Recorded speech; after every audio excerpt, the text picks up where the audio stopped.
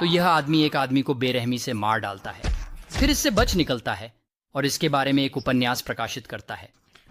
तो वह आदमी, उसका नाम क्रिश्चियन है, वह पोलैंड से है, वह एक सामान्य आदमी है, वह एक सफाई व्यवसाय चलाता है। लेकिन एक दिन सबसे बुरा होता है, उसकी जिंदगी बिखरने लगती है। उसका व्यवसाय विफल हो रहा है और इसलिए उसे दिवालियापन के लिए आवेदन करना पड़ता है। वह बहुत पी रहा है, वह अपनी पत्नी के साथ बेवफाई कर रहा है। अब उसकी पत्नी ये महिला है स्टासिया, और बहुत जल्दी स्टासिया ये तय कर लेती है कि ये सब पीना और बेवफाई उसके लिए बहुत ज़्यादा है, और वह और क्रिश्चियन आधिकारिक रूप से अलग हो जाते हैं। अब यह अलगाव वास्तव में क्रिश्चियन को प्रभावित करता है। वह इसे अच्छी तरह से नहीं लेता, वह डिप्रेशन में है और वह उसे वापस पाना चाहता है। वह हमेशा उसके बारे में सोचता रहता है और वह उसके प्रति जुनूनी हो जाता है, और अंततः वह एक निजी जासूस को नियुक्त करने का फैसला करता है ताकि वह उसका पीछा कर सके और देख सके कि वह क्या कर रही है। हाँ, क्योंकि इससे वह उसे वापस पालेगा। लेकिन उस निजी जासूस को नियुक्त करने से ही उसे इस आदमी डेरियस के बारे में पता चलता है। और डेरियस ये स्थानीय आदमी है जो एक विज्ञापन व्यवसाय चलाता है। वह एक सामान्य आदमी है और उसका क्रिश्चियन से कोई संबंध नहीं है।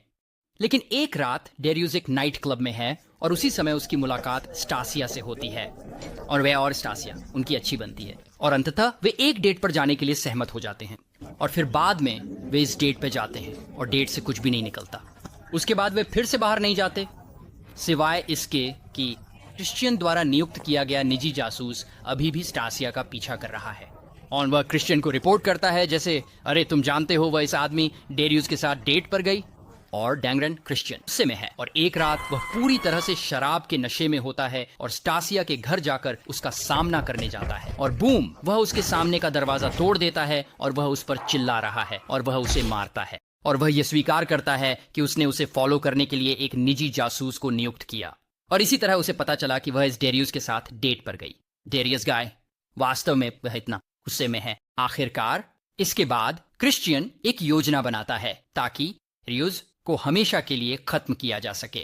और एक सुबह क्रिश्चियन डेरियस के ऑफिस के पास एक पेडफोन पर जाता है और वह ऑफिस को कॉल करता है, यह दिखाते हुए कि वह एक ग्राहक है जो विज्ञापन खरीदना चाहता है। और वह कहता है, देखो मुझे अभी डेरियस से बात करनी है वरना तुम मेरा बिजनेस खो दोगे। तो वे उसे डेरियस का सेल नंबर देते हैं। वह उस सेल नंबर पर कॉल करता है और वह उसी दिन डेरियस के साथ एक मीटिंग सेट करता है।